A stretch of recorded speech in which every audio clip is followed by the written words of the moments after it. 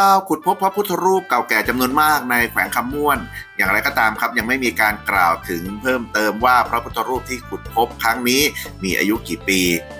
โดยข่าวราวพัฒนาสื่อออนไลน์จากสปป.ลาวนำเสนอเรื่องราวการขุดค้นพบพระพุทธรูปเก่าแก่ในจุดก่อสร้างสะพานที่ท่าแขกแขวงคำม่วนเมื่อวันที่ 27 มีนาคมที่ผ่านมาครับ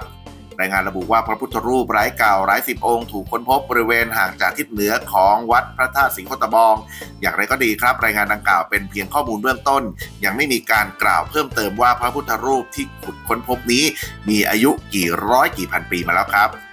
ถ้าดูจากสภาพแล้วก็น่าจะเป็นหลายร้อยปีจริงๆครับแต่ในยุคไหนเนี่ยก็คงจะต้องมาติดตามกันอีกครั้งหนึ่งขอบคุณข้อมูลข่าวจากข่าวสดออนไลน์